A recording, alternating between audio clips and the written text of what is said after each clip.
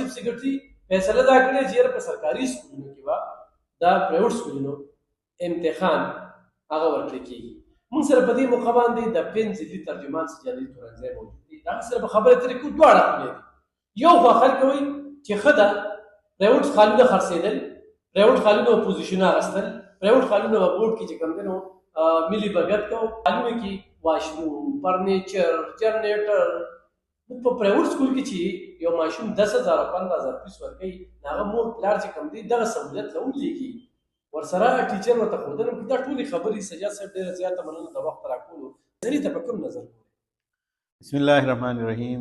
ستاسو ډیره مننه. بالکل ډیره اچانک فیصله را ایون دا چې مختلف بورډونو خپل رول نمبرز هم ایشو کړي په پورټل باندې هغه راغلي هغه چې کوم دی هغه فیصله ریورس او چیف سیکرټري صاحب هغې کې دا دغه ورکړه چې یاره تاسو دا څومره پرایویټ سکولز حال دي نو دا ګورنمنټ سکولز حال ته ولیږئ.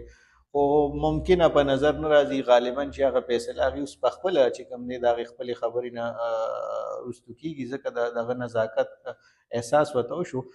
موږ په دغې باندې نه یو. موږ غواړو چې بالکل د کال په سر کې د یو پلانینګ کړو هغې طریقې سره د دوی دغه موږ هم غواړو چې یاره شفافیت راشي. موږ هم غواړو چې یاره موږ نه دا تور ختم شي تر کومې به دا موږ برداشت کوو. موږ محنت کوو زموږ بچي ځکه قابل دی زموږ بچي ځکه نمبرې راولي.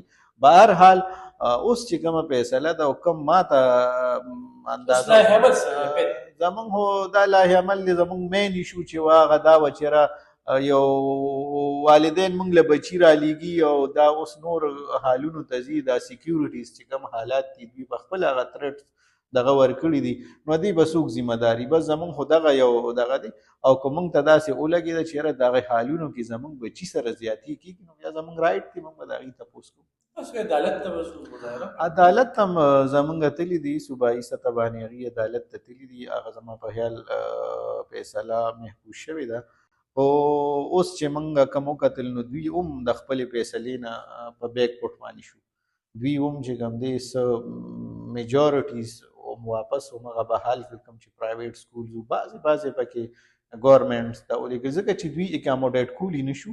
دا دونه اسانه خبره نه وه. هسې ما چې څنګه د پلان خبره کوله که نه تاسو ګنجایش راکوم تاسو وکړئ دغه سرکاري خالونو کې لکه د پرایویټ سکول یو ماشوم باندې 10,000 یا 8,000 فیس ورکوي که نه پلار هلته خو خال کې جنریټر او دغه سهولت ګوره دغه ځای کې خو دا خبره هم ده دا ټولې خبرې دي دا ریس کیدی شي موږ دا کوېسچن اوچتولی شو خو موږ باندې دغه بلیم لګېدلی دی چې تاسو د نقل لپاره وایه چې یاره تاسو چیټینګ کوئ او ځکه تاسو دا اوس د والدینو کردار دی هغې دي د خپل بچو تپوس کړي چې ولې یو حال چینج کېدو سره تاسو څه چینج راولئ.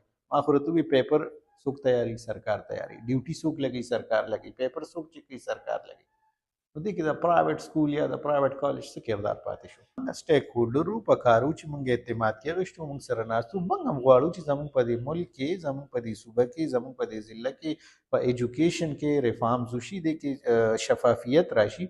خو بس عمق افسرشاهي فیصلې وي او بس په بند کمرو کې شو ناګهانه هغې یو نوټیفیکیشن وکړو چې دا به داسې وي.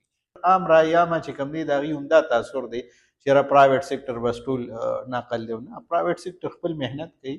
که 100 ماشومان وي په هغې کې به 90 ماشومان داسې وي چې هغې به بالکل له دغې جوګه وي. ماشومانو سره محنت کېږي د هغې والدین پکې خپل کردار ادا کوي اداره خپل کردار ادا کوي ټیچر خپل کردار ادا کوي. اوس دې دغه ته ورسېدو زموږ په سهار هم انس تکریم صاحب خبرې کړي دي. موږ هم غواړو چې یاره اوس دې وشي هم په سرکار حالونو کې وشي چې دوی دا تجربه موږ چې یاره دا خبره ثابته شي چې یاره د کوم ځای نه خبره روانه